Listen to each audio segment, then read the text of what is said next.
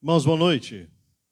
Deus abençoe a sua vida e a expectativa que temos hoje, nessa noite, para estarmos na presença do Senhor, é a expectativa de um povo que conhece os seus feitos, que foi resgatado pelo grande poder do amor de Cristo e que nos transformou, nos trouxe uma dimensão de vida muito mais e muito excelente, maior do que imaginarmos antes de conhecer a esse Jesus que nos salvou através de sua palavra, transformando nossa vida.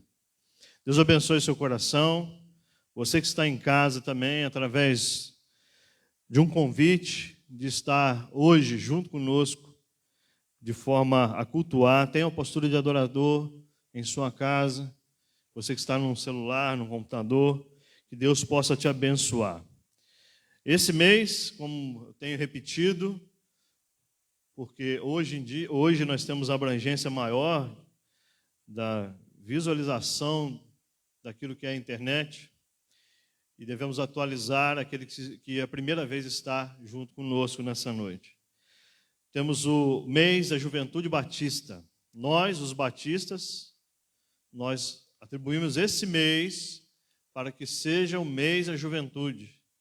E esse mês nós criamos os jovens aquilo que deve ser feito para que eles possam ter o coração sempre ardendo em sua presença, que é fazer com que adorem ao Senhor, tenha a responsabilidade da adoração, o púlpito, o pastor cede para que os jovens possam falar da graça de Deus e daquilo que tem implantado em seus corações, buscam temas e versículos para que esses corações, esses tempos sejam abençoados e nunca esquecidos.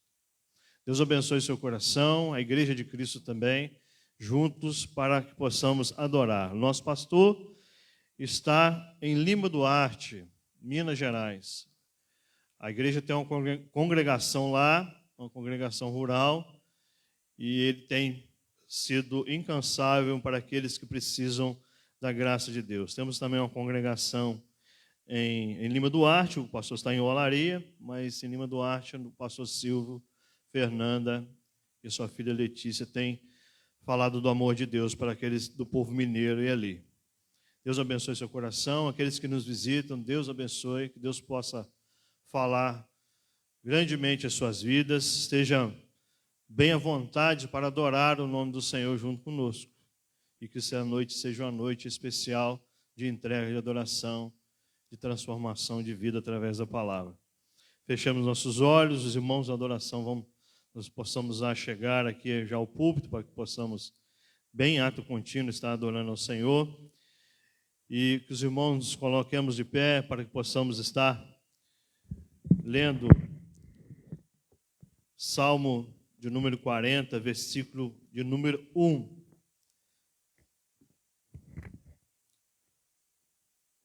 Salmo conhecido dos irmãos, o capítulo 40, no versículo 1.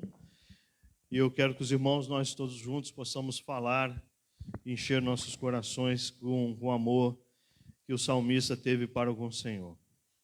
Nós juntos, meus irmãos, esperei com paciência no Senhor, e Ele se inclinou para mim e ouviu o meu clamor. Esse é o nosso coração nessa noite. Seja adorado o Senhor em nome de Jesus. Feche seus olhos, meus irmãos. Deus, obrigado por essa noite especial.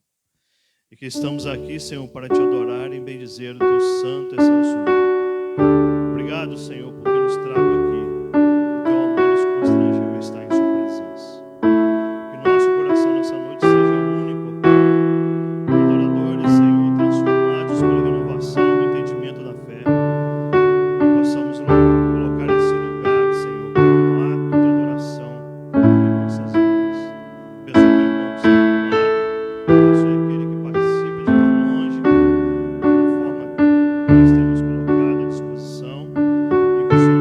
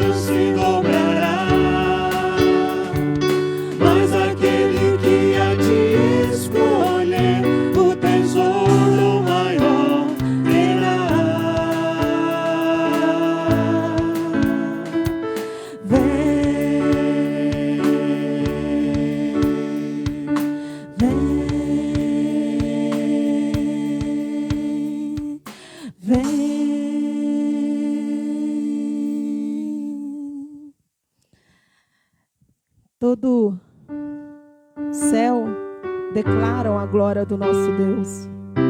Todo o universo declara a existência desse Deus tão maravilhoso. E é impossível não louvar, não glorificar esse Deus que criou o céu e a terra. Declara o céu a glória de Deus, e todo o universo vem louvar, seus feitos contar. O céu e o mar levantam a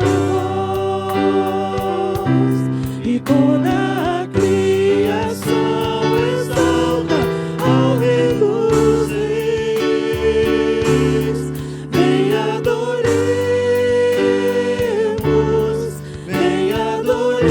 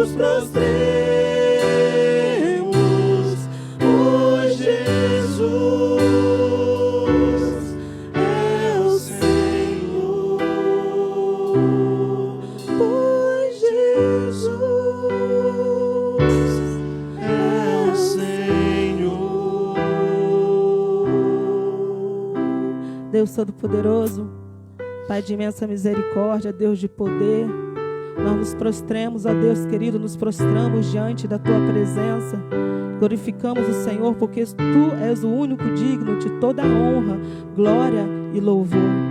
Receba, ó Deus, a nossa adoração, receba o louvor o qual fazemos nessa noite, com os nossos corações abertos, a declarar, ó Deus querido, que somente o Senhor é digno de receber toda honra e glória. Receba, ó Deus, a nossa adoração nesta noite. Em nome de Jesus, nós assim oramos. Amém. Amém, meus irmãos. Podem sentar. Louvado seja a Deus. Faremos agora um momento de dízimos e ofertas. Nós vamos estar entregando aqui diante do altar do Senhor. Através de um hino instrumental, nós vamos proceder assim.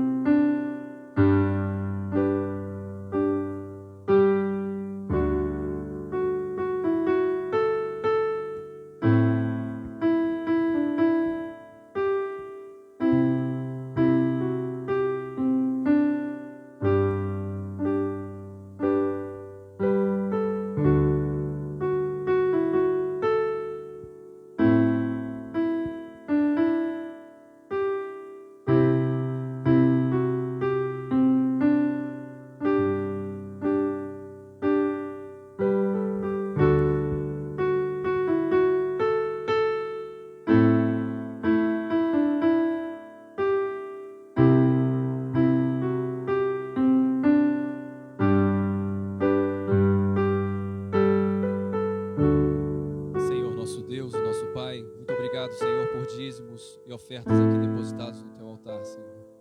Obrigado, Senhor, pela vida dos Teus servos que assim fizeram neste dia.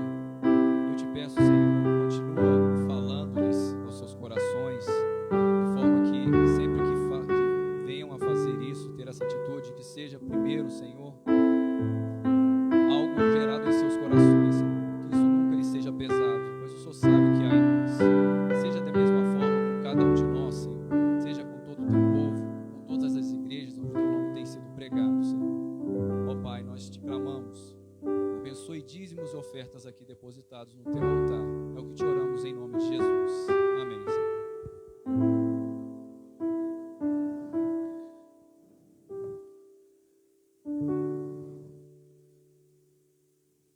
Meus irmãos, Jeremias, capítulo 1, versos de 7 a 9, nós vamos encontrar um dos diálogos que Jeremias teve com o Senhor Deus.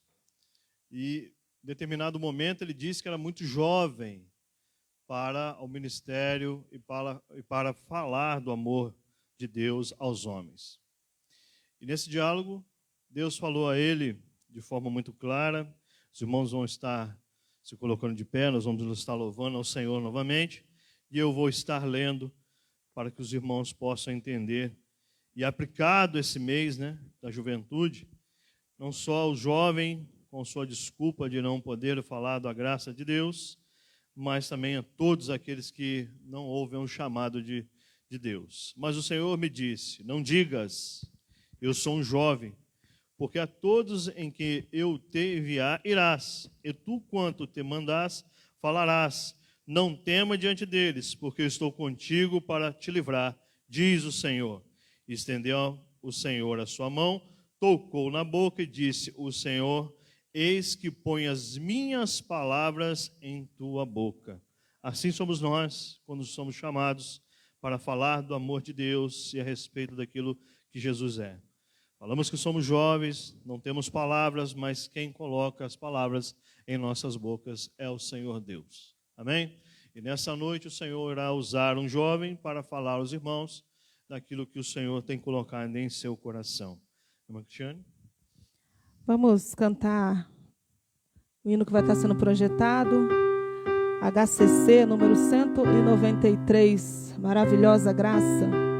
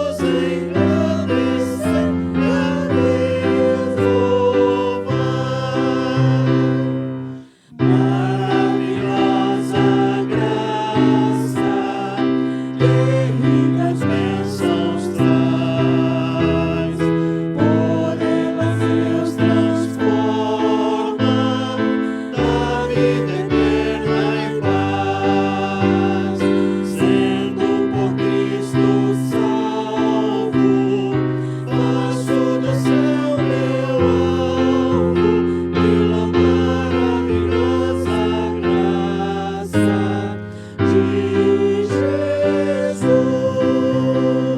Graça, que maravilhosa graça, é imensurável e sem fim, é maravilhosa, é tão grandiosa, é suficiente para mim, é maior que a minha iniquidade, é revelação do amor do Pai. O nome de Jesus engrandecer e a Deus louvar. Amém. Desse amor tão maravilhoso, dessa graça tão maravilhosa, nós vamos agora cantar o número 360 do nosso cantor cristão, Companheiro.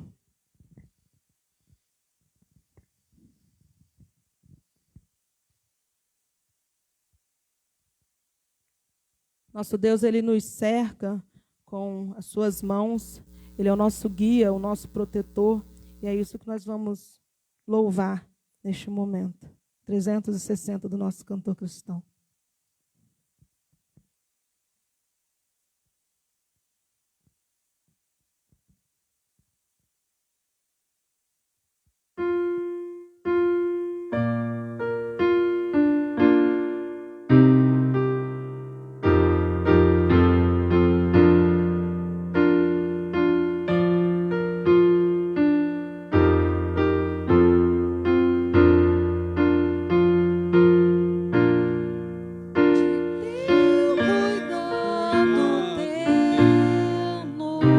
Me cego, Salvador, porque se tu ao longe estás, eu fico sem vigor.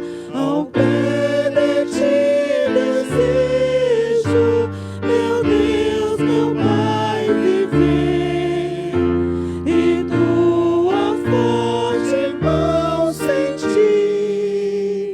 e a minha mão suster. Tu és o meu amparo, meu guia e protetor. A graça, a paz reside em ti reside o amor.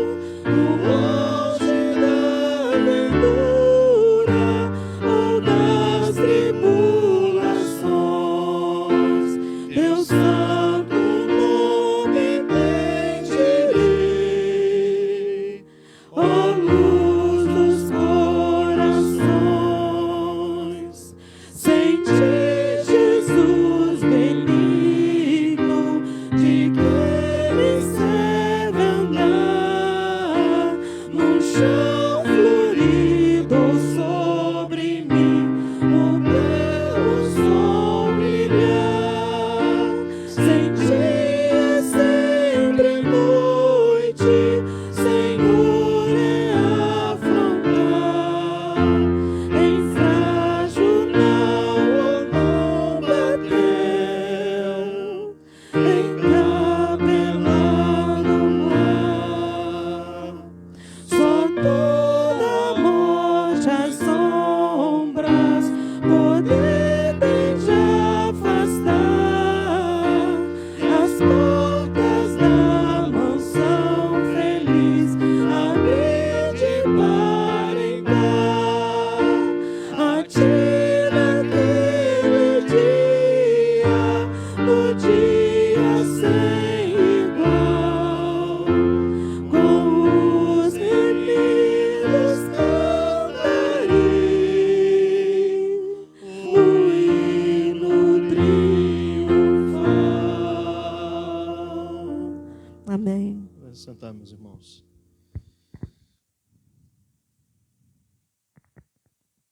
Meus irmãos, nós, até esse momento, nós louvamos ao Senhor com com hinos, cânticos espirituais.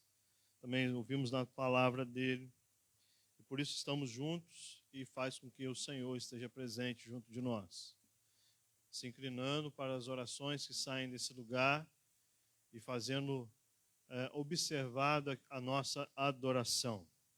E esse momento nós vamos entrar no momento de intercessão. Irmão Leonardo, o irmão, vem aqui o microfone, o irmão possa estar acolhendo os pedidos de oração. O pastor é procurado e aqui tem pessoas que o procurou e aquilo que são lembranças nossas daqueles que precisam de oração de nossa igreja.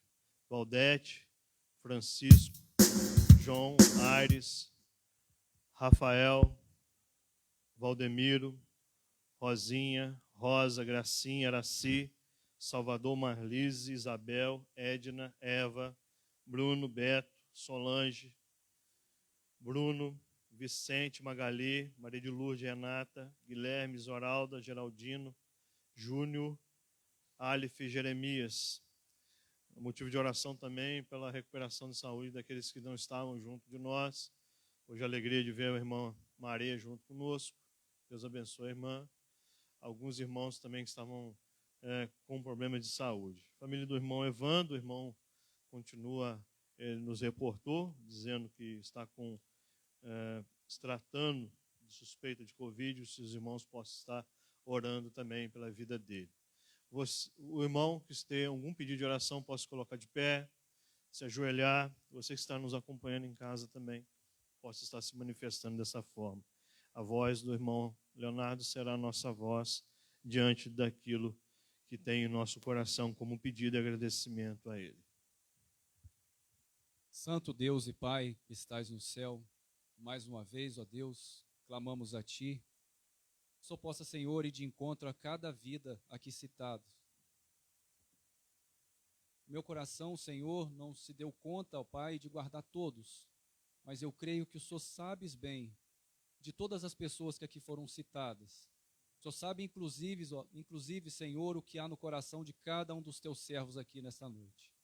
Eu te peço, Senhor, vai de encontro a cada pedido aqui colocado, Senhor. Pessoas enfermas, ó Pai, pessoas enlutadas. Eu te peço, Senhor, pela família de um colega de trabalho que perdeu a sua mãe nesse dia. O Senhor possa ir de encontro ao coração dele. O Senhor possa ir de encontro àquela família, Senhor, que somente o Senhor sabe o que eles têm passado neste momento. Que o Senhor possa confortá-los, ó Pai, por misericórdia eu te peço. Da mesma forma, Senhor, clamamos, ó Pai, pelos teus servos que já pelas situações que o Senhor bem sabes, muitos deles, ó Pai, gostariam de estar aqui conosco, mas hoje, pelas suas limitações, não conseguem mais estar cultuando conosco aqui. E clamamos a Ti que o Senhor seja com eles também, esteja lá neste momento, ó Pai, em seus lares, confortando-os, ó Deus, ajudando-os, ó Pai, em suas limitações, e seja, Pai, com cada pedido aqui colocado. Tem misericórdia de nós, ó Pai, e que possamos sempre depositar em Ti, ó Pai, todo o nosso clamor, pois somente o Senhor sabe da nossa real necessidade. Ó Deus, acolha, Senhor, a cada pedido aqui colocado, é o que nós te clamamos em nome de Jesus. Amém, Senhor. Amém. Meus irmãos, agora estaremos, vou pedir o irmão Marcelo vai estar orando pelas crianças e também estará falando da graça de Deus nessa noite. O irmão Marcelo, líder da nossa Juventude Batista Monte Moriá, e aprove Deus hoje, nessa noite, ser usado para falar aos nossos corações. De forma, sempre digo, que devemos orar por aqueles que estão diante de Deus na responsabilidade de trazer a palavra do Senhor.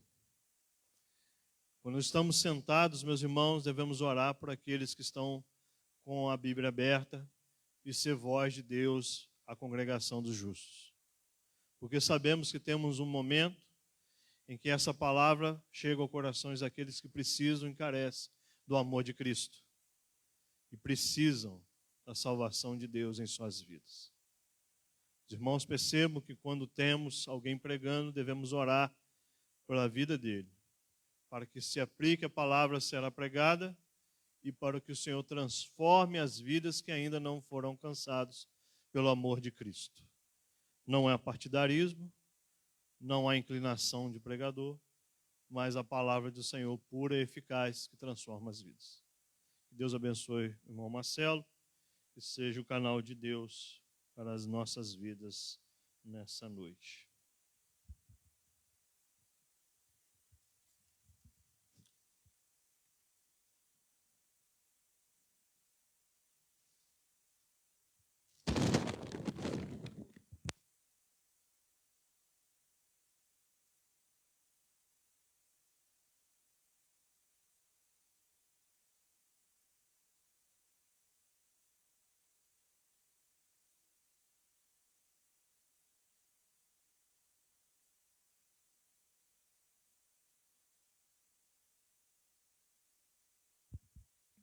Boa noite, irmãos. Convidar as nossas crianças para a gente estar orando, para eles saírem para o culto pertinente à idade deles.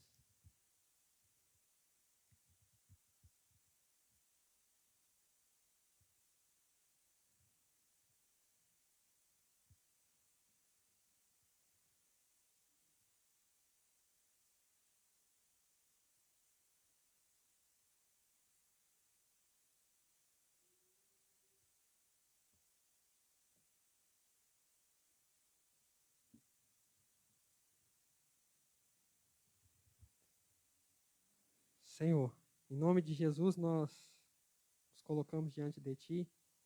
Neste momento, Deus, de forma especial, onde os Teus pequenos, ó Deus, têm demonstrado o interesse de ouvir a Tua palavra, de aprender mais do Senhor. Que o Senhor continue abençoando o coração de cada criança dessa igreja, ó Deus, bem como seus pais, seus professores, que sejam simplesmente, Deus, instrumentos do Senhor na instrução e na educação dessas crianças, ó Deus. Seja, ó Pai, com as demais crianças do nosso país, do mundo, com aquelas que infelizmente têm sido privadas, ó Deus, da Tua palavra, que o Senhor possa ir de encontro a todas elas, ó Deus.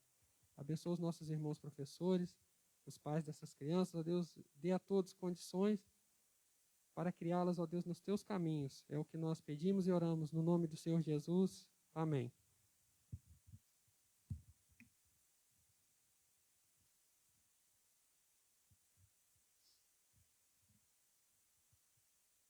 Bom, o irmão Felipe disse cedo e é verdade. Tirei a máscara porque fica melhor para que os irmãos possam me ouvir. Observando o que nós temos vivido nesse ano, no mês da juventude, pautado no que já vivenciamos nos últimos anos, uma coisa que tem tocado meu coração é o que o irmão Alisson tem falado a respeito de despertar novos pregadores, que nós chamamos de pregadores leigos, despertar novos jovens para funções e trabalhos na igreja. E eu me lembro bem que no ano de 2013, a irmã Kátia viu em mim que eu poderia estar pregando pelos adolescentes.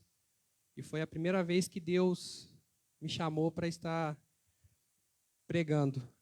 E de lá para cá, cada ano que passa, é mais medo, mais nervosismo, mais tensão na hora de assumir a responsabilidade de pregar diante de Deus. Mas, aprove a Deus que cá estivéssemos nós mais uma vez para estar falando da parte dele. Sendo assim, eu convido aos irmãos que abram suas Bíblias no livro de 1 João, no seu capítulo 2. Nós vamos estar lendo a parte B do versículo, que foi versículo usado também num tema de mês da juventude, se não me falha a memória, 2016 ou 2015.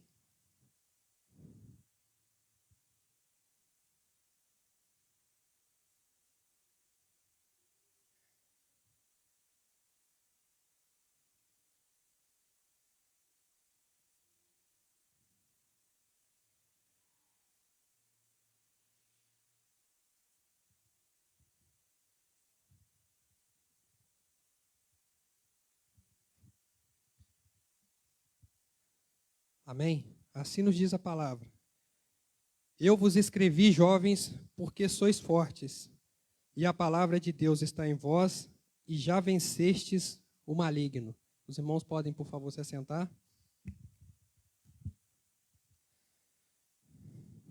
Senhor, a tua palavra foi lida neste lugar. Que o Senhor seja, ó Deus, com a vida de cada um que aqui se faz presente. Que o Senhor nos esvazie, ó Deus, do nosso eu e nos coloque, ó Deus, com o coração como terra fértil, ó Deus, aptos a ouvir a tua palavra. Seja com as nossas vidas, ó Deus, e fala aos nossos corações nessa noite, ó Deus, por meio da tua palavra.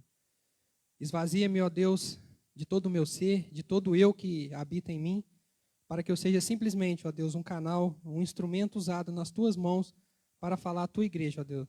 Seja com a vida de todos os teus servos que aqui se fazem presente, também com aqueles que estão nos acompanhando, ó Deus, pela internet, pelas nossas redes sociais. Que o Senhor esteja, Deus, indo de encontro ao teu povo. Assim nós oramos, ó Deus, pedindo para que o Senhor nos dê condição de entender a tua palavra, Deus, orando em nome do Senhor Jesus. Amém. Jovens operantes. Assim Deus nos deu o título da mensagem dessa noite. Nós temos visto, nesse mês da juventude, baseado no tema que nós escolhemos, a respeito de uma juventude perseverante na palavra, propicia uma igreja mais operante. Uma igreja pautada na palavra propicia uma igreja mais operante. Todos nós que estamos diante da palavra de Deus, quando nos colocamos tão somente para ser usado, somos com certeza mais operante no reino de Deus e no trabalho para a obra do Senhor.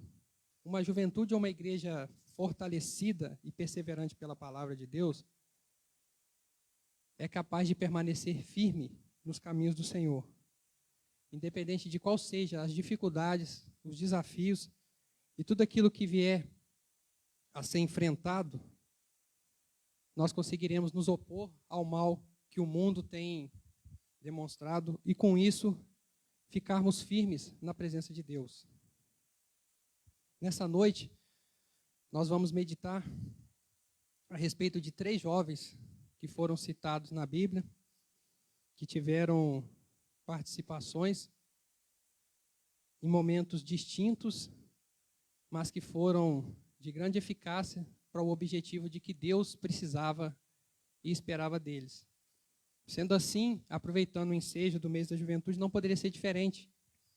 Eu acho que é interessante nós jovens, nós a igreja, nos espelharmos nesses jovens que nós temos aos montes na Bíblia, que foram com certeza pessoas usadas por Deus para falar aos nossos corações e para cumprir os desígnios que eles tiveram no momento por cada um vivido. Uma juventude operante irá fazer com que a igreja seja operante. Nós, jovens, temos como se tivesse uma função de engrenagem. Tem até um dito que diz que os jovens são a engrenagem do mundo. E nós, no reino de Deus e na igreja, não é diferente. Nós temos que ser dessa forma, nós temos que ser a igreja viva, nós temos que ser aqueles que apoiam a nossa igreja a funcionar, aqueles que são usados pelo poder de Deus para que o reino de Deus seja proclamado nesse momento, nesse tempo, no tempo que nós estamos vivendo. É missão nossa fazer a transição dos nossos pequenos com os nossos anciãos. Nós ouvimos, recebemos a palavra e auxiliamos os nossos pequenos a também terem esse conhecimento. Outrora, muitas das vezes não, o acesso às escrituras não tinha a facilidade que nós temos hoje.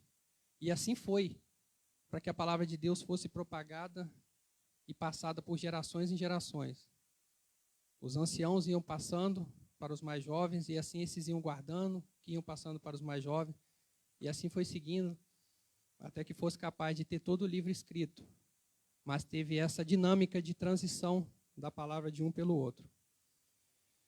E o primeiro jovem que nós vamos falar a respeito de sua vida nessa noite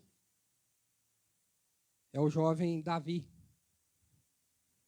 que no momento do seu chamado era jovem e que teve toda uma trajetória para cumprir a sua missão, para cumprir os desígnios que era esperado dele. Se eu perguntar para os irmãos quem foi Davi, eu acho que vem à mente rapidamente um rei e que matou Golias. Eu acho que a primeira coisa, talvez, as primeiras lembranças rápidas que vem no nosso reflexo foi um rei e foi ele que matou Golias. É o que fala diretamente a nossa mente de imediato. Davi ainda era bem moço quando ele foi separado por Deus para ser ungido o novo rei de Israel. Rapidamente, nós, recapitulando, sabemos que Saul se desviou dos caminhos do Senhor e parou de cumprir todas as ordens que Deus dava a ele por meio do profeta Samuel. Sendo assim, Deus tirou o espírito de Saul e ungiu Davi como novo rei por volta dos seus 17 anos de idade. Davi já tinha o chamado de ser o novo rei de Israel, que levaria bastante tempo até realmente ele oficialmente governar como rei. Ele teria muitos percalços, muitas dificuldades neste caminho até chegar lá, nesse ponto. Se nós formos olhar a vida de Davi como pai, como chefe de família, como esposo, como homem, ele teve seus tropeços. Nós sabemos que ele adulterou com Batseba. Nós sabemos que ele não foi um bom pai. Tanto a gente vê e tirar as conclusões a respeito de como era o comportamento de seus filhos. Teve um próprio filho que o traiu. Com isso, nós concluímos que, como pai, Davi talvez não tenha tido o sucesso esperado. Mas ainda assim, ele foi considerado um homem segundo o coração de Deus. Davi foi um homem que pecou, que teve os seus tropeços, mas é chamado na Bíblia como um homem segundo o coração de Deus. Atos, capítulo 13, versículo 22, nos diz: quando este foi deposto, levantou-se como rei a Davi, do qual deu testemunho dizendo: achei a Davi, filho de Jessé, homem segundo o meu coração, que fará toda a minha vontade. Em 1 Samuel 13, 14 diz: agora, porém, não subsistirá o teu reino. Já tem o Senhor buscando para si um homem segundo o seu coração, e já o tem destinado para ser príncipe sobre o seu povo, porquanto não guardaste o que o Senhor te ordenou. No livro de Samuel, nós temos a orientação que Deus deu a Samuel a respeito de Davi. Uma conversa que Deus teve com ele. E nesses versículos nós vemos que Davi realmente é tratado na Bíblia por Deus como um homem segundo o seu coração. Davi, embora fosse novo, ele já tinha bastante conhecimento da palavra, que com certeza nós podemos deduzir que ele recebeu isso talvez de sua mãe, de seus pais, de seus antepassados. Mas fato é que ele já confiava em Deus e acreditava. E um ponto importante que a gente tira para meditar foi quando o exército de Israel estava pelejando contra os filisteus. E nesse cenário nós tínhamos o gigante Golias, que por sua vez caçoava do povo hebreu, do povo de Israel, considerando que ele, por ser de grande estatura, venceria facilmente o exército de Israel. Nós vemos algo interessante em Davi nesse momento, que ele até faz um comentário, faz uma pergunta de impacto, quando ele diz: quem é esse incircunciso filisteu e quem ele pensa que é? É como se fosse mais ou menos isso que ele tivesse dito. Quem é esse incircunciso filisteu? Incircunciso vem de circuncisão, que na época era o que os israelitas, os hebreus, praticavam ao 8º dia do bebê homem que nascia, era feita a circuncisão. como uma aliança entre o povo de Israel e Deus. Então, quando ele fala quem é esse incircunciso, ele quer dizer quem é esse que não tem a sua aliança, não é de Deus para falar assim de Deus. Ele acha isso uma afronta. Nós lemos isso no versículo de 1 Samuel, capítulo 17, versículo 26. Então falou Davi aos homens que estavam consigo, dizendo: que farão aquele homem que ferir este filisteu e tirar a afronta de sobre Israel? Quem é, pois, esse incircunciso filisteu para afrontar o exército do Deus vivo? Nós vemos aí Davi inconformado com aquilo que ele estava vendo e vislumbrando naquele momento. Um povo que não seguia a Deus, um povo desviado dos caminhos do Senhor, mas que afrontava o povo de Israel. E ele faz essa pergunta: quem é esse incircunciso filisteu para afrontar o exército do Deus vivo? Nós temos aí um jovem que era conhecedor da palavra e que, quando ele estava no meio de situações adversas, que hoje nós poderíamos dizer no nosso viver do dia a dia, nós temos um jovem que se portava como um verdadeiro servo e um verdadeiro cristão, que, embora onde ele estivesse, ele não aceitava que a palavra de Deus fosse denegrida e nem que Deus fosse, vamos dizer assim, injuriado. Era um jovem que, com o conhecimento que tinha, não aceitava que falasse mal do seu Deus. Era um jovem que defendia o seu Deus e que tomava as frentes da situação. E nós, se fôssemos dar continuidade, iríamos ver que ele então resolve pelejar contra esse gigante. E a história os irmãos conhecem, sabem que Davi, usando uma fenda, derrubou Golias, e com a própria espada de Golias ele corta a sua cabeça e garante a vitória dos israelitas contra os filisteus, que, por confiarem em um gigante, achariam que venceriam facilmente o exército de Deus vivo. Mas eles não contavam que Davi estava do lado do Deus Todo-Poderoso, daquele que, quando nós não podemos, ele pode e ele faz. E assim aconteceu. E Davi, desde muito novo, como eu disse, ele foi ungido para ser rei.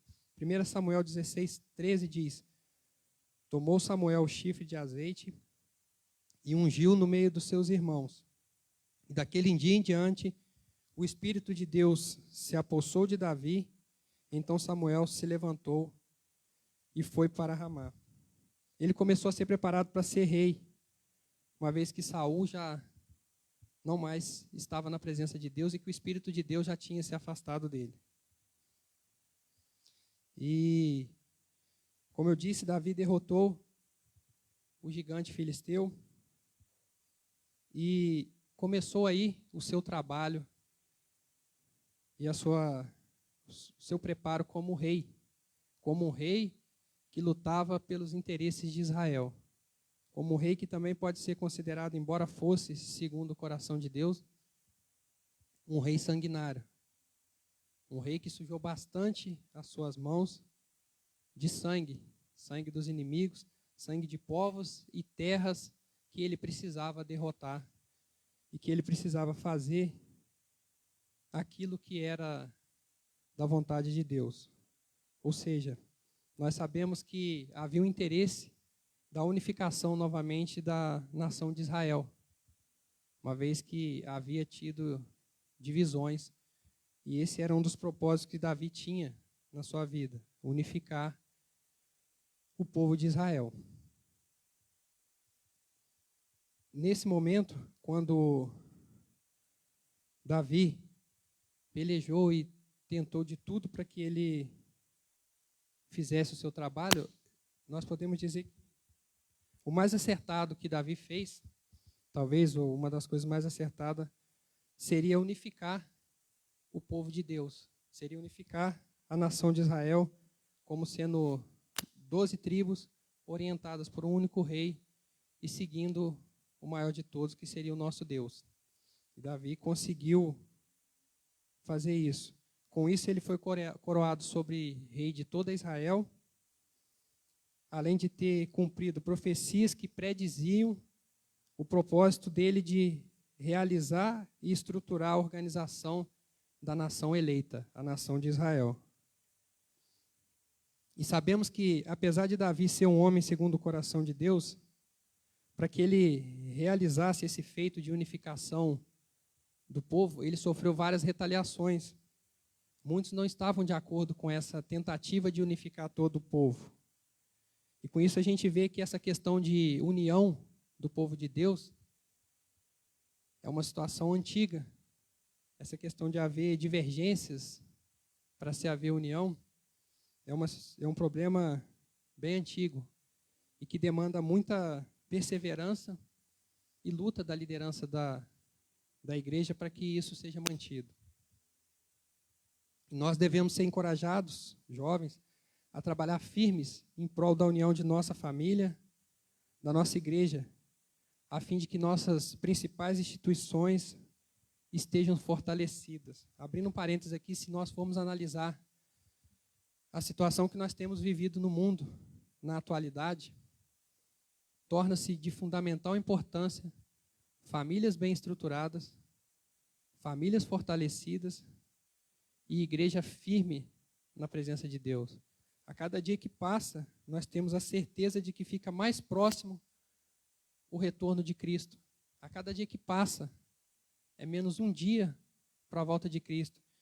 E pelos acontecimentos que nós temos visto, pelas perseguições contra cristãos, que a cada dia fica mais gritante aos nossos olhos, isso se torna uma certeza ainda maior de que a volta de Cristo está próxima e de que as famílias precisam estar bem estruturadas, assim como as igrejas, pois são os servos de Deus que têm a capacidade e o poder de levar a salvação àqueles que ainda não conhecem a Deus.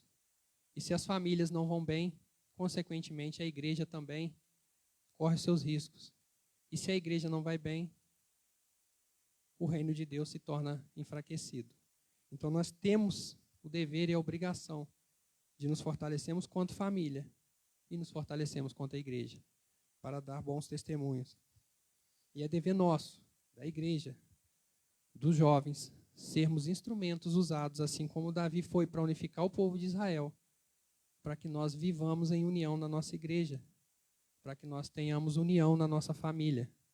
Nós temos comentado e tratado na união de casais a respeito de casamentos nos tempos atuais, onde as pessoas se casam já separadas dentro de casa, cada um com as suas atribuições, com seus deveres, e tipo assim, o dinheiro é meu, o dinheiro é dela, e tem essas divisões.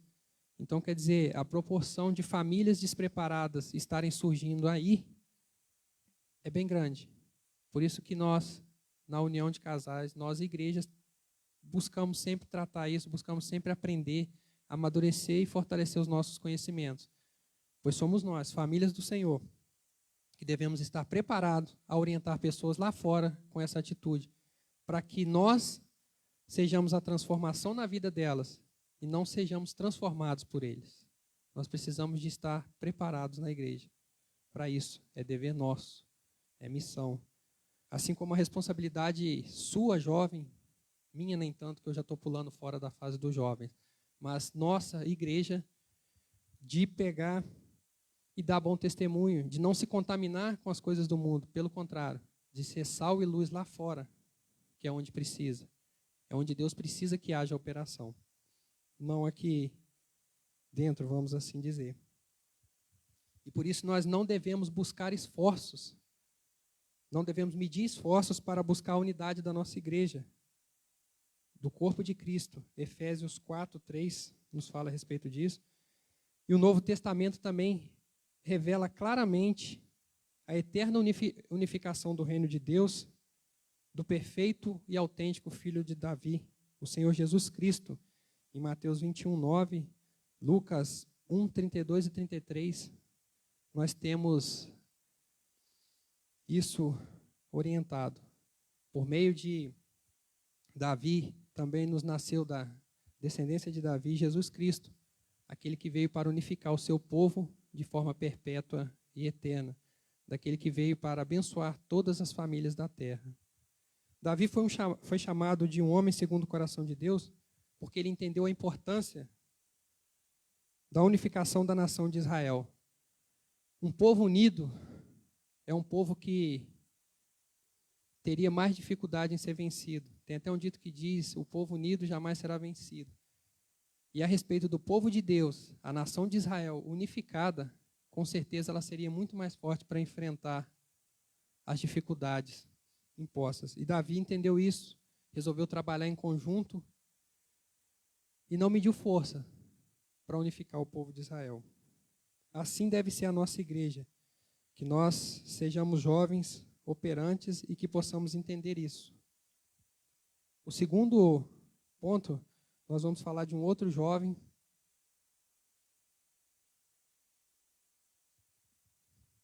que também teve uma grande importância no trabalho de Deus.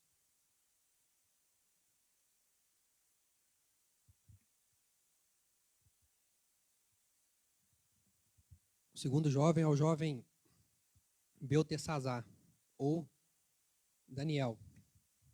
Se eu também perguntar aos irmãos quem foi Daniel, rapidamente nós vamos lembrar. Daniel foi o da cova dos leões. Talvez é o que venha mais rápido em nossa mente. Daniel foi aquele que foi jogado na cova dos leões. E realmente foi. Mas ele também foi um jovem que teve uma grande importância no reinado de um rei que se considerava o maior do mundo. Um rei que teve a sua vida transformada por Deus. Um rei que teve a sua soberba vencida e quebrantado por Deus.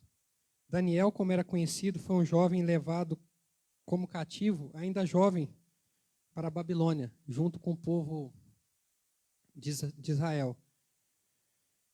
Como ele era de família nobre, tinha conhecimento, era uma pessoa estudada, dominava sobre ciência e era dotado de sabedoria, ele foi levado para o castelo para que ele fosse preparado, para que ele aprendesse a escrita dos caldeus, do povo babilônico, e fosse usado para os trabalhos do reino de Nabucodonosor.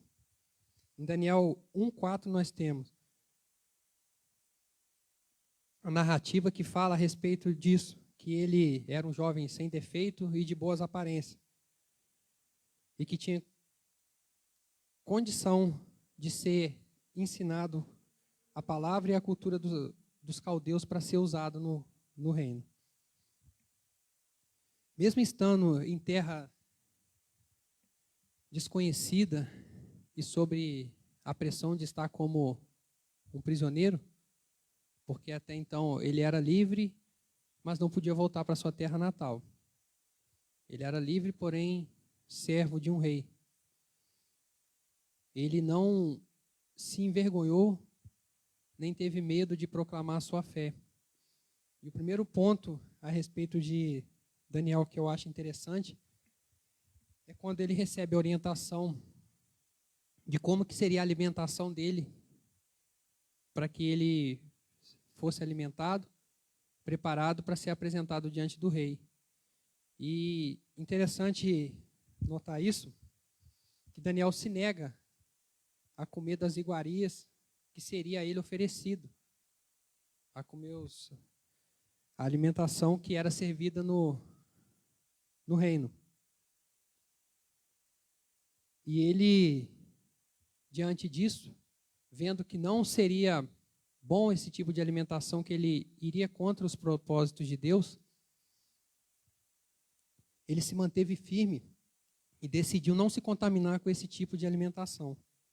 Em Daniel 1:5, Daniel capítulo 1, versículo 5 nos diz: determinou-lhes o rei a ração diária de finas iguarias da mesa real e do vinho que ele bebia, e que assim fossem mantidos por 3 anos, a cabo dos quais assistiriam diante do rei, Nós fomos olhar para os dias de hoje.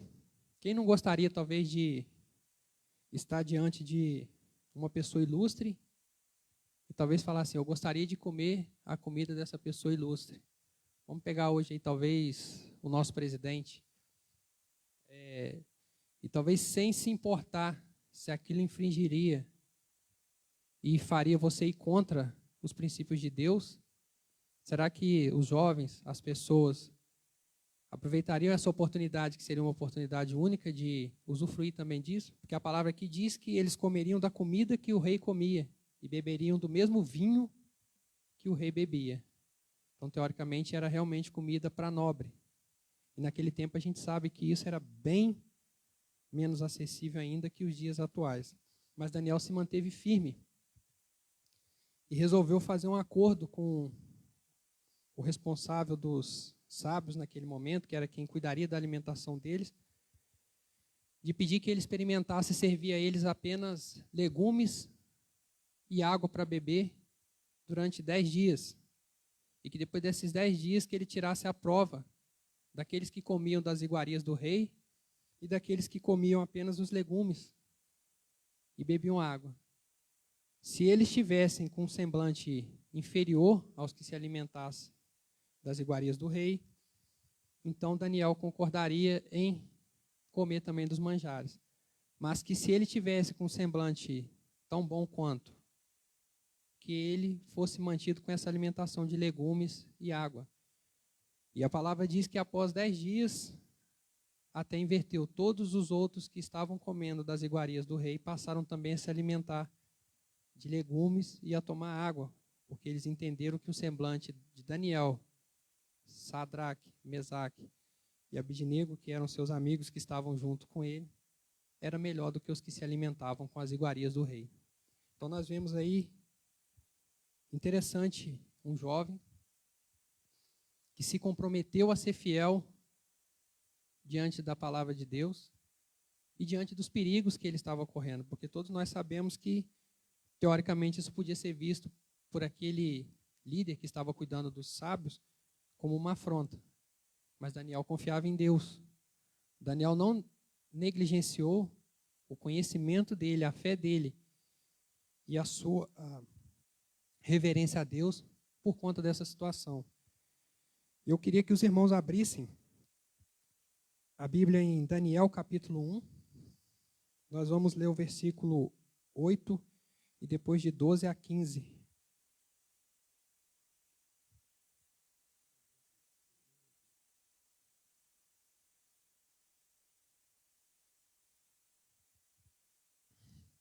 Daniel capítulo 1.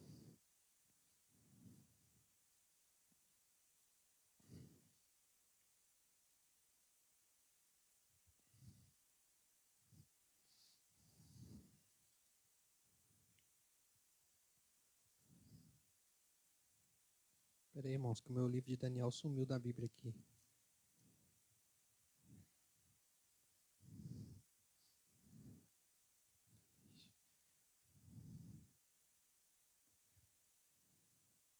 Vou fazer o seguinte, está digitado na folha aqui. Eu vou estar lendo e os irmãos acompanham. Nós vamos ler o versículo 8, também depois de 12 a 15. Resolveu Daniel firmemente não se contaminar com as iguarias do rei, nem com o vinho que ele bebia. Então pediu ao chefe dos eunucos que lhe permitisse não se contaminar. Versículo 12.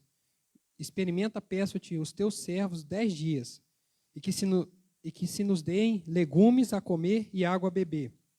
Então se veja diante de ti nossa aparência e a dos outros jovens, que comem das finas iguarias do rei. Segundo vires, age com os teus servos.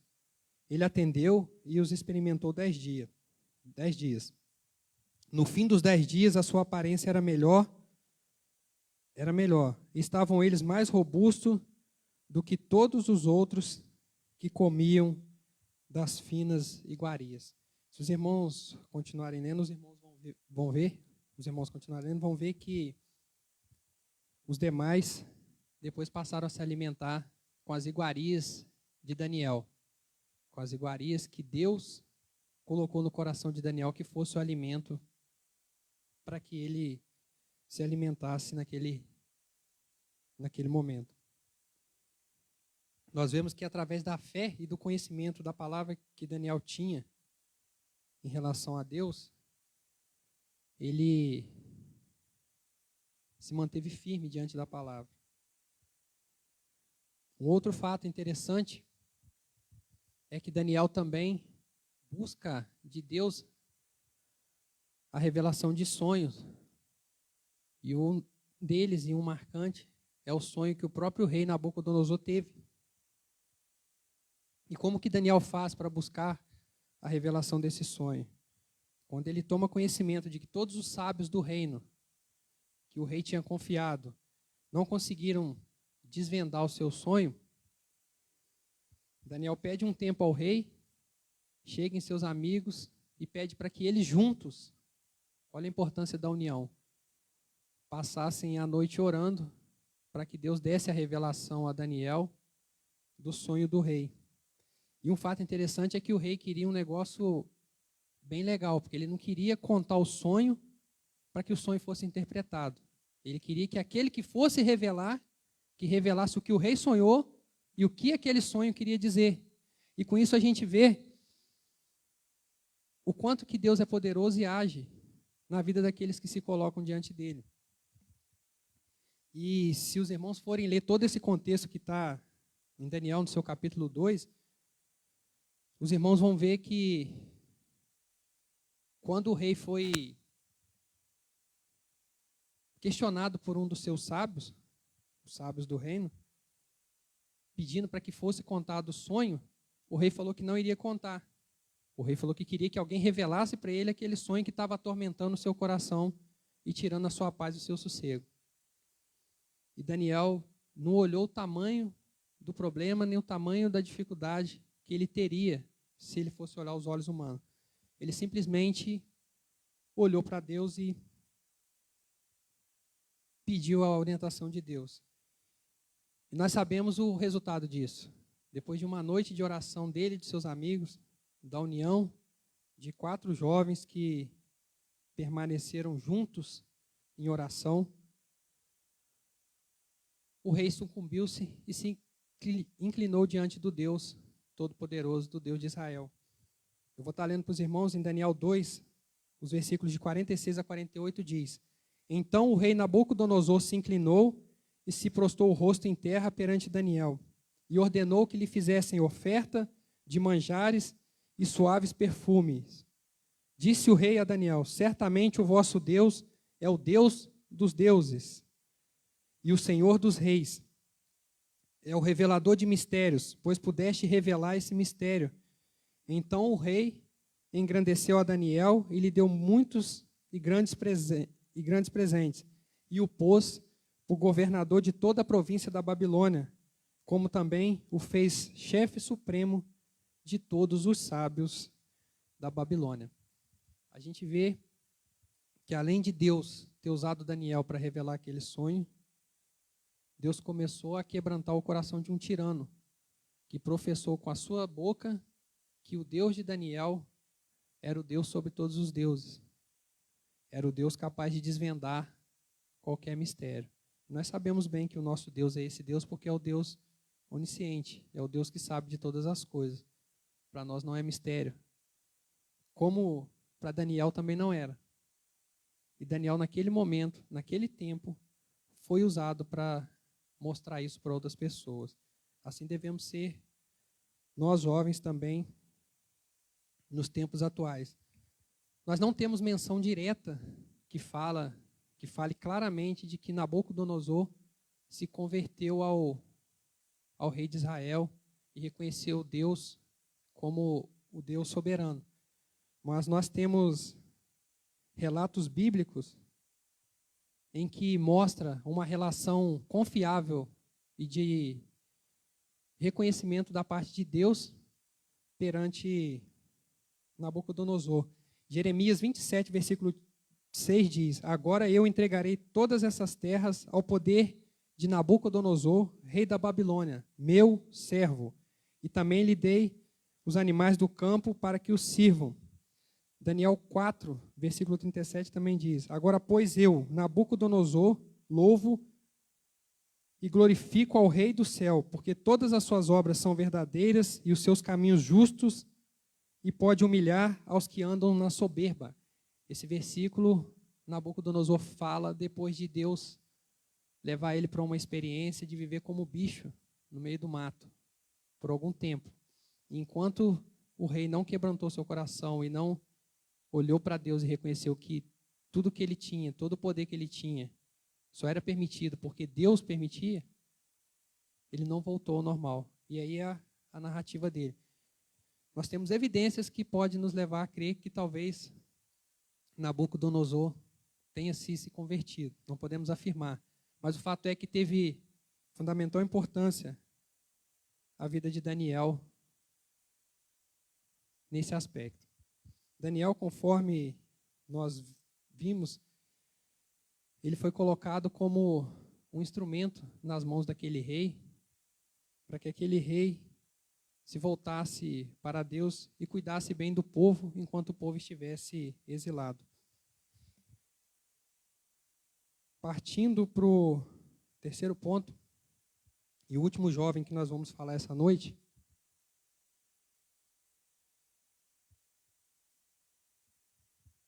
nós vamos falar a respeito de José.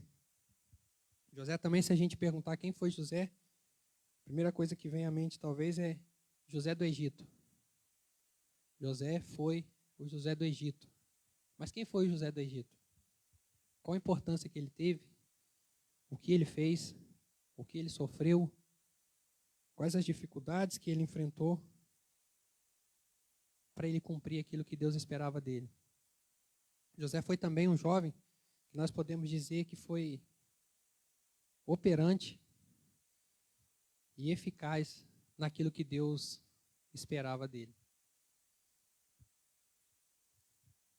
José, talvez, por ser o filho da velhice de Jacó, e Jacó, nesse momento, já tinha os filhos primogênitos na idade adulta, que já podiam tocar os negócios, auxiliar a Jacó.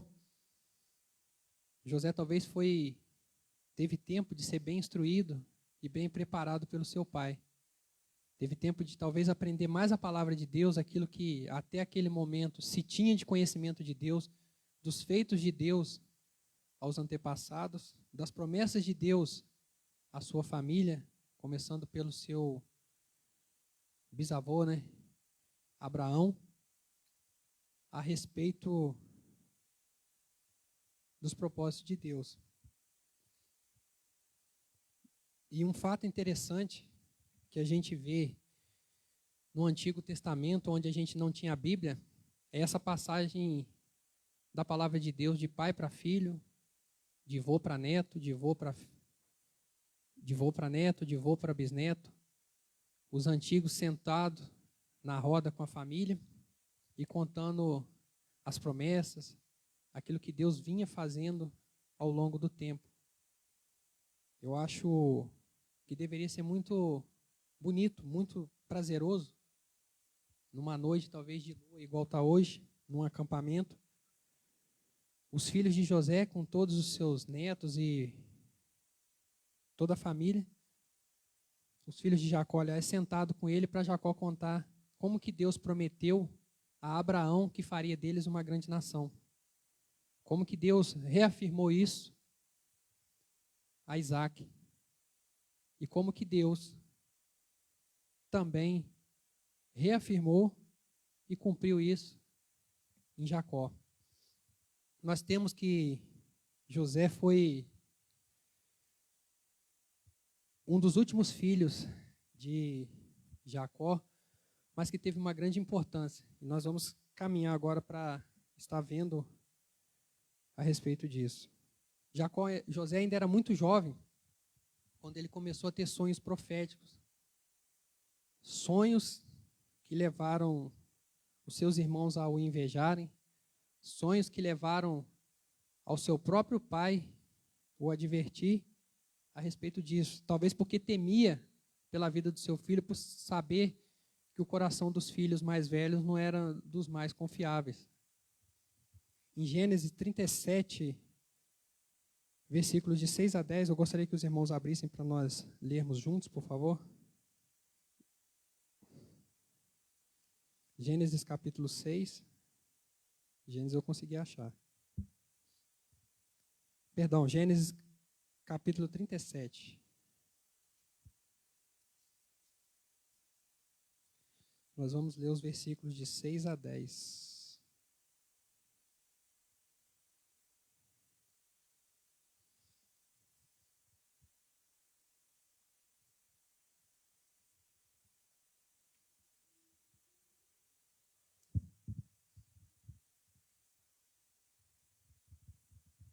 Gênesis 37, versículos de 6 a 10.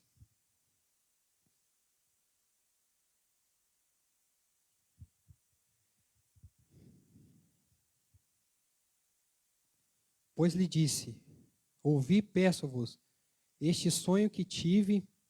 Estávamos atando feixes no campo, e eis que o meu feixe, levantando-se, ficou de pé, e os vossos feixes o rodeavam e se inclinavam ao meu feixe. Então lhe disseram seus irmãos: tu deveras reinarás sobre nós? Tu deveras terás domínio sobre nós? Por isso tanto mais o odiavam, por causa dos seus sonhos e das suas palavras. Teve ainda outro sonho, e contou aos seus irmãos, dizendo: tive outro sonho, e eis que o sol e a lua e 11 estrelas se inclinaram perante mim. Quando o contou a seu pai e a seus irmãos, repreendeu o seu pai, dizendo: que sonho é esse que tiveste? Viremos eu e a tua mãe e teus irmãos a inclinar-nos em terra perante ti? Por isso nós temos que os seus irmãos ainda mais o invejavam, ainda mais ficavam indignados contra José. Os irmãos guardem esses versículos, que daqui a pouco nós vamos falar novamente dele. Fazendo um resumão agora a respeito de José.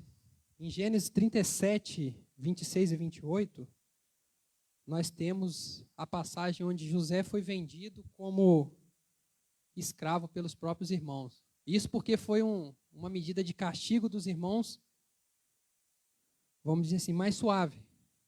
Porque por alguns o que deveria ser feito mesmo era matar a José. Mas aí eles acharam que sujar as mãos de sangue com o sangue dos irmãos do irmão era muita coisa, resolveram vender ele como escravo. Isso porque eram irmãos. Eram amigos, viviam juntos. Eles o venderam como escravo.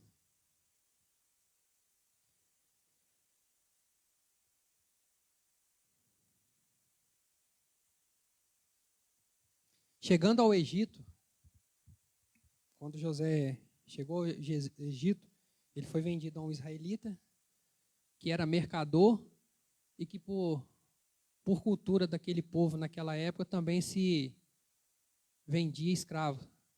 Comprava escravo na promoção e também vendia. E José foi um desses, vendido pelos irmãos como escravo e depois foi ofertado no Egito também como escravo. Como José era uma pessoa separada por Deus, embora ele não soubesse, mas ele era, e Deus tinha planos em sua vida. Chegando José na casa de Potifar, que era o responsável da guarda real, da guarda do rei, José foi abençoado por Deus e a palavra diz que o general achou graça aos olhos de José e o colocou como mordomo da sua casa para administrar tudo o quanto ele tinha. E a Bíblia nos relata claramente que, a partir de então, Potifar não se dava conta de nada que acontecia na casa dele. Ele não se preocupava com nada. Deixou tudo nas mãos de José. Só deixou uma orientação. Tudo da minha casa é seu, tudo você pode usufruir perfeitamente. Não sei se talvez o Potifar já conhecia a esposa dele, mas a única coisa que ele orientou é que a minha esposa, você não toca nela. O resto é tudo seu. Te deixo livremente na minha casa para tocar tudo. E José foi injustiçado pela esposa de Potifar. E nesse momento, mais uma vez, José sofre mais uma injustiça e é preso injustamente, pois ele não fez nada. Ele negligenciou isso. O desejo da esposa de Potifar de se deitar com ele não aceitou, não concordou e não fez. E ela, por sua vez, arrumou um jeito de fazer com que ele fosse preso, por conta de não ter gostado disso. Gênesis 39, 21 a 23, diz que na prisão, o carcereiro responsável por todos os presos também achou graça na vida de José. Então a gente vê, José estava num lugar, era amaldiçoado, sofria injustiças, ia para outro por injustiça, chegava lá, era abençoado. E assim foi. Lá também na prisão, ele foi colocado como responsável dos presos e passou a administrar os presos e apoiar o carcereiro daquele cenário, daquela situação. E como José já vinha sendo preparado para fazer revelações de sonhos, para ter sonhos proféticos, um pouco diferente de Davi, na prisão ele revelou o sonho do copeiro e do padeiro real. E da forma que José interpretou o sonho que foi a ele narrado, aconteceu. E lá na frente, quando o faraó egípcio também teria um sonho e que deixaria ele incomodado, José seria aquele que lhe daria a interpretação do sonho. Mas algo que eu quero abrir antes aqui é a gente parar até a prisão de José. José tinha uma família, José tinha as coisas com fartura, não lhe faltava nada, porque Jacó era próspero, fruto da promessa que Deus havia feito, e da família bem-sucedida a qual ele era designado, e daquilo que ele colheu com o fruto do seu trabalho. José foi vendido como escravo. José virou mordomo na casa do chefe da guarda. José foi injustiçado.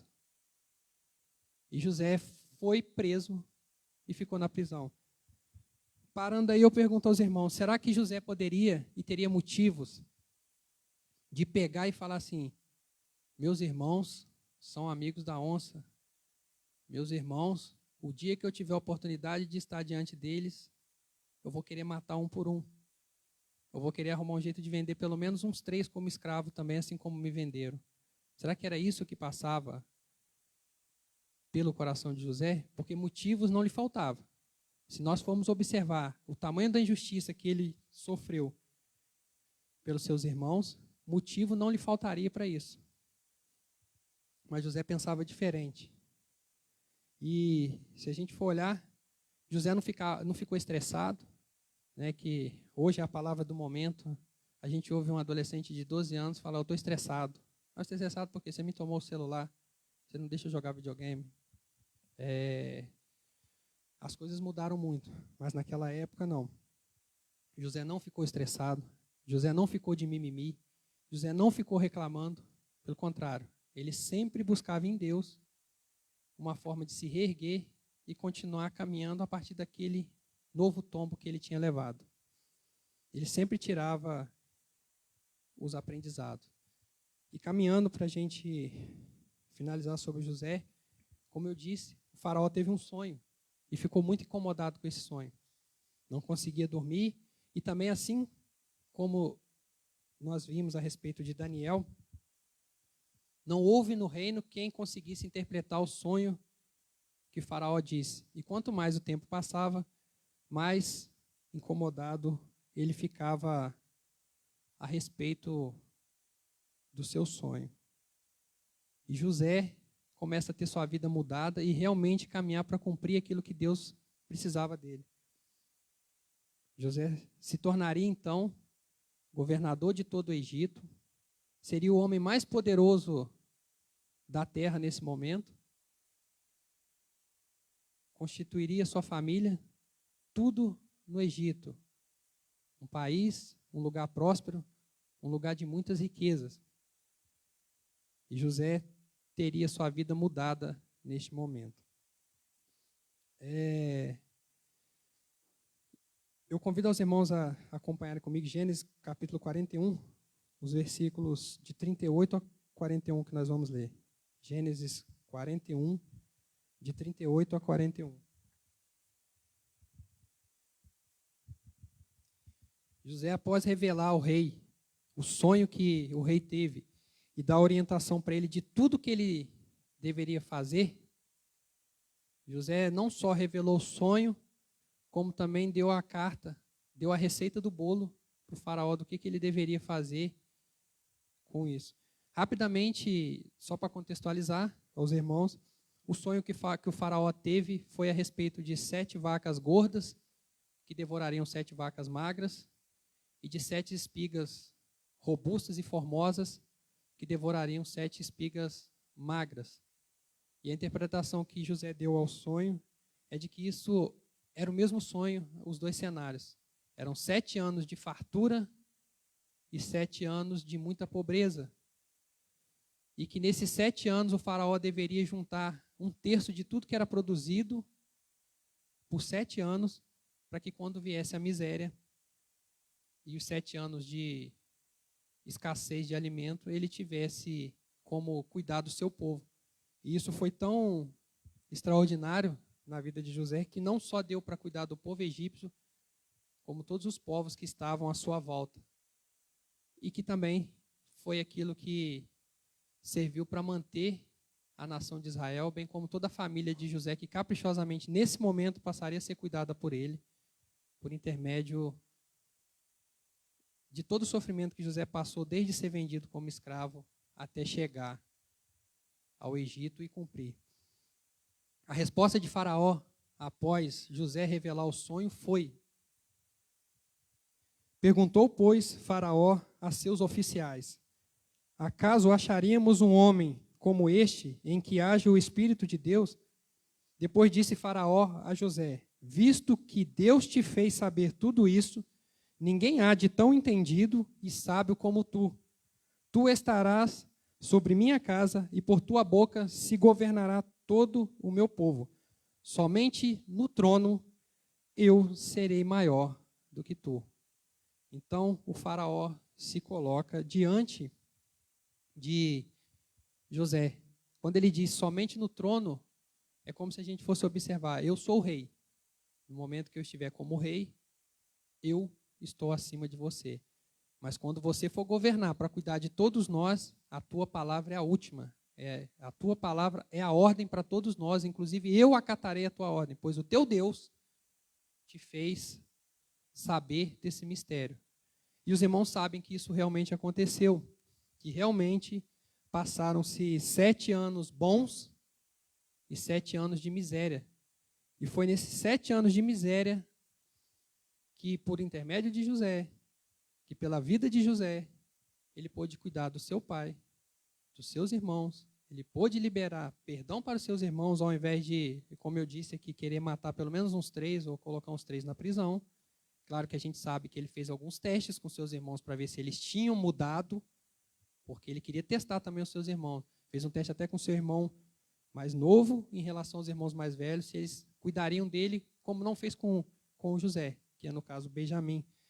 Eu até aconselho aos irmãos, eu acho que é uma das histórias de personagens da Bíblia mais bonito, eu sou suspeito para dizer, que eu leio, e que é muito prazeroso de ler, é a respeito da vida de José. Se os irmãos quiserem anotar, a partir do capítulo 37 de Gênesis até o último capítulo de Gênesis, nós temos toda a história desse grande homem. Mas para a gente continuar e caminhar para o final, nós tivemos essa situação.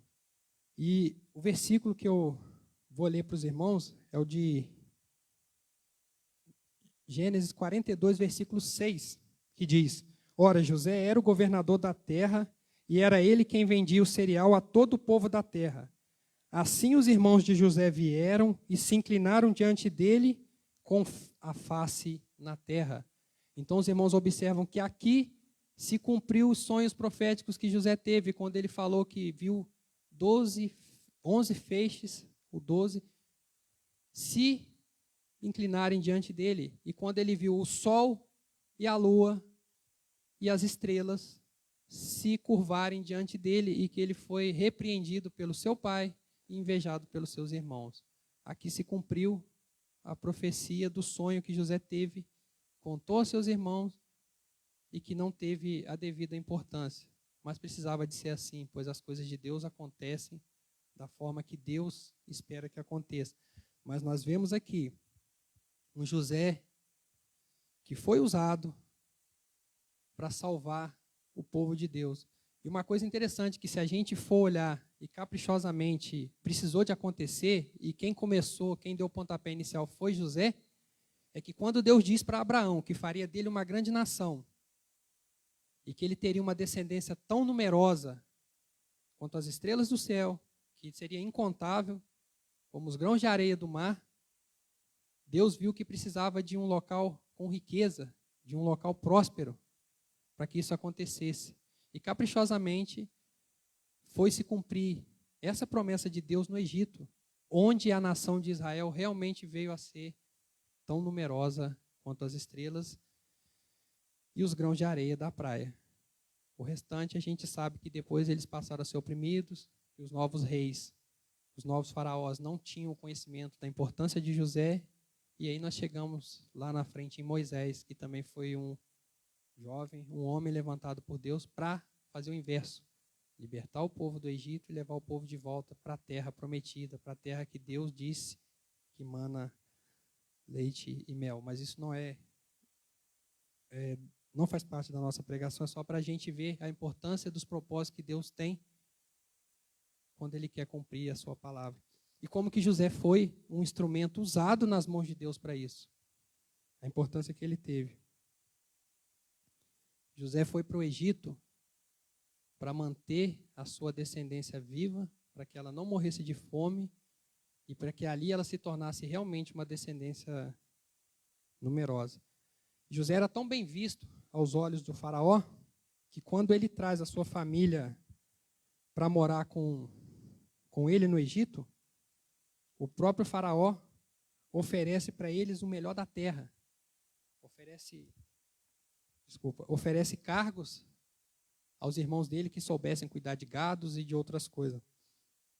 Para a gente encerrar, o capítulo 47, versículo 6 diz: E a terra do Egito está diante de ti. No melhor da terra, faze habitar teu pai e teus irmãos, habitem na terra de Gozém. E se sabes que entre eles há homens capazes, põe-nos por chefe dos pastores de meu gado. O final da história de José, como que a família de José viveria o restante da sua vida no Egito, é essa: no melhor da terra do Egito, num local próspero, de riqueza, para que se cumprisse a promessa de Deus. Então nós temos que José foi um jovem de fundamental importância para as coisas de Deus. E eu digo a você, jovem, e a você, igreja, que está ouvindo essa noite, a palavra de Deus: seja operante na prática da palavra e de bons testemunhos, como José foi. Se José tivesse errado, Deus teria colocado na Bíblia. Não estou falando que ele não pecou em momento nenhum, nem que ele não errou. Mas se tivesse sido algo extremamente relevante para mostrar a sua fraqueza, isso teria sido colocado. Mas o fato é que José foi um jovem totalmente injustiçado. Mas em momento nenhum ele reclamou de nada. Sejamos, então, jovens operantes. Concluindo, nós vimos que nessa noite, todos os jovens que foram citados, eles foram perseverantes na palavra, que por sua vez propiciaram um reino de Deus mais operante aqui na terra. Cada um com as suas características, mas ambos foram jovens que trabalharam e fizeram o seu papel no reino de Deus. Pergunto a todos nós, jovens e igreja: nós estamos sendo atuantes no reino de Deus nos tempos atuais? Como que tem sido o nosso papel e a nossa atuação para o reino de Deus hoje, no presente, para construir o futuro. Nós sabemos que o reino de Deus está próximo e que muitas pessoas ainda precisam conhecer de Deus. Como tem sido nós diante disso? Nós jovens precisamos trabalhar junto da igreja para dar apoio ao nosso pastor, aquele que é o sacerdote separado por Deus para orientar a igreja no tempo presente. José foi, naquele momento, um jovem usado para salvar o seu povo da fome. Jesus Cristo também ainda morreu jovem, pisou nessa terra como homem e morreu para nos salvar dos nossos pecados e para nos dar a salvação. Eu queria que os irmãos baixassem suas cabeças para refletir comigo nessa noite. Nós vamos orar. Em Êxodo 17, de 11 a 13, nos diz que na batalha do povo de Israel contra os amalequitas em Refidim, quando Moisés estava com os braços baixos, os israelitas perdiam a batalha. Mas quando ele levantava as mãos e olhava aos céus e orava, os israelitas venciam. Moisés se cansou e no momento ele precisou de apoio de Ur e de Arão, de parte da congregação, para segurar os seus braços e para colocar uma pedra para que ele ficasse sentado. E assim a batalha pudesse ser vencida. A nossa igreja, as igrejas do Senhor, têm os seus sacerdotes, seus líderes, que sempre precisam de mãos operantes, para que junto delas a congregação passe a batalhar e a vencer as suas batalhas, as suas dificuldades no dia a dia. Assim como os amalequitas, eles foram vencidos porque houve participação de toda a igreja na batalha. Eu convido a você, nessa noite, que sentiu tocado por essa palavra, que entende que os jovens daquele momento, que o jovem José, Davi, Daniel, que foi naquela fase da vida deles, usados por Deus, foram operantes para que o reino de Deus acontecesse naquele momento, para que governadores, para que Faraó se curvasse, reconhecesse o Deus Todo-Poderoso. Eu queria convidar você essa noite, que quer ter sua vida usada assim, para que talvez o chefe do seu serviço, o seu amigo de faculdade, o seu vizinho, veja em você aquilo que o Faraó viu em José, aquilo que Nabucodonosor viu em Daniel, aquilo que o povo de Israel viu em Davi quando quis unificar a igreja de Deus, o povo de Deus naquele momento. Eu convido a você a ficar de pé essa noite. Se você quer firmar isso diante de Deus, se você quer assumir a sua responsabilidade de ser um jovem mais operante, de ser uma igreja que apoia o seu pastor, que apoia o seu sacerdote no trabalho de levar as pessoas à salvação. Lembre-se, jovem e igreja, da sua responsabilidade quando você diz no tema do mês da juventude que uma juventude perseverante na palavra, ela propicia uma igreja mais operante. Quando nós assumimos diante de Deus a responsabilidade do tema nosso da juventude, nós assumimos diante de Deus a responsabilidade de mudança, primeiramente na vida de cada um daquele que concordou com o tema. E depois isso tem que impactar a tua igreja. A transformação tem que começar primeiramente em casa, com os de casa, na tua igreja. Você que tem perseverado na palavra de Deus, se você tem perseverado, você tem sido operante na sua igreja, você tem trabalhado na sua igreja, você tem ofertado o seu tempo, a sua vida, todo o seu coração na tua igreja para ofertar um culto sincero ao seu Deus? Se não, eu convido a você a ficar de pé para que nós oremos juntos,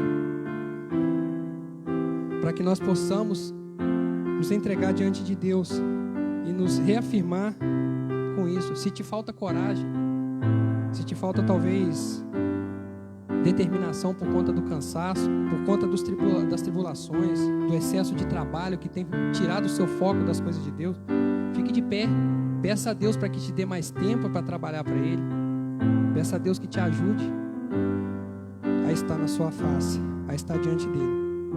Você também que tem se sentido incomodado quanto a ficar inerte às coisas de Deus, Que nessa noite você possa reafirmar o seu voto de trabalhar mais para ajudar os sacerdotes da sua igreja. Você quer fazer isso?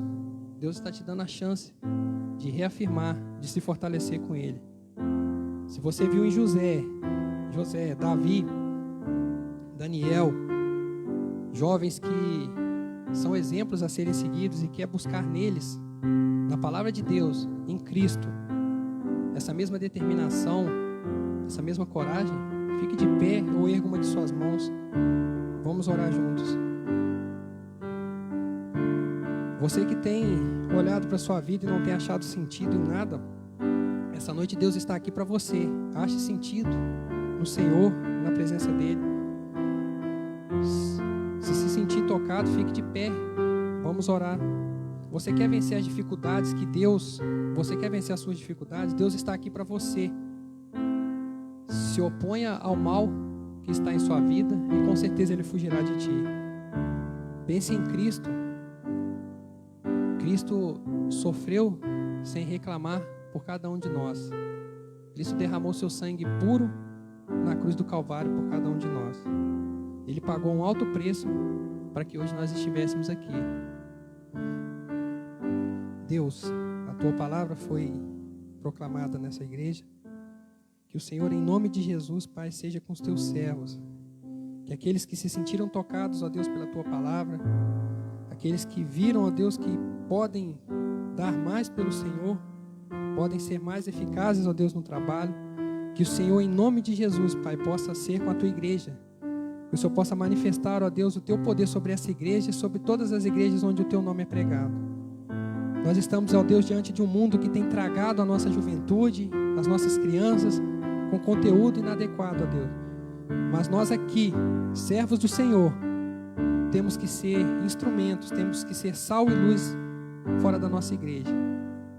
Aqui dentro da igreja, Deus, nós temos que trabalhar para que o Teu nome seja proclamado. Mas é lá fora, ó Deus, que a Tua igreja realmente tem que ser operante e eficaz. E que o Senhor nos capacite, ó Deus, para darmos bom testemunho. Que as nossas famílias possam ser bem estruturadas dentro da Tua casa, ó Deus, em nome de Jesus, Pai. Que o Teu povo, Deus, possa ser restaurado essa noite. Que a Tua palavra possa ecoar em nossos corações. E que nós possamos ser como José foi, como Davi, Daniel e tantos outros, Deus, assim como Jesus Cristo. Que nós sejamos imitadores de Cristo, ó Deus, para que a Tua palavra seja proclamada. Abençoa-nos, ó Deus, nessa noite. Seja com cada família aqui representada, Deus. Seja com os Teus servos. Abençoa, Deus, a semana de cada um de nós, no nosso trabalho, nos nossos estudos.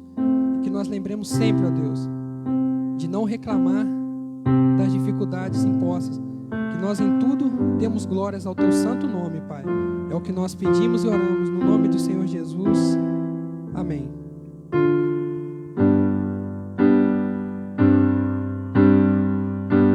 Preciso ser o oposto do que o mundo é, bater de frente com os meus desejos, resistir o mal até o fim, e uma hora ele fugirá de mim. Preciso ser preservador de bons costumes, evitar as más conversações, me policiar quando os meus impulsos ultrapassam o limite da emoção. Preciso guardar meu corpo, lembrar que ele é o templo santo do Pai. Preciso ter atitude, largar o meu assento e caminhar com Deus. Hoje é tempo de fortalecer a fé, colidir com o mundo e ficar de pé.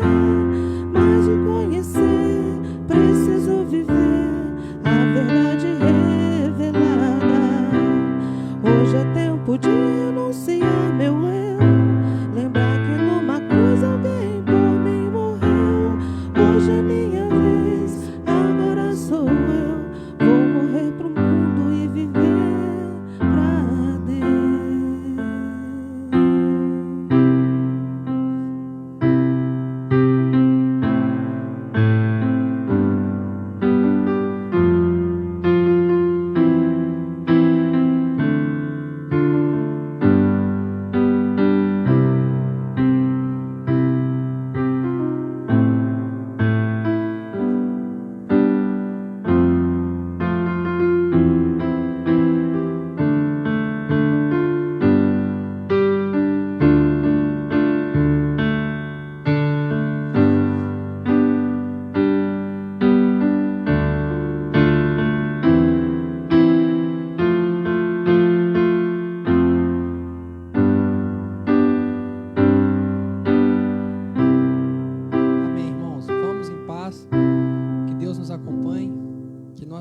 compromisso de proclamar as boas novas do Senhor a todo momento. E que Deus possa nos usar para sermos operantes naquilo que Ele necessita. Vamos em paz. Que Deus nos abençoe. Uma boa semana para os irmãos. E até semana que vem, se Deus quiser.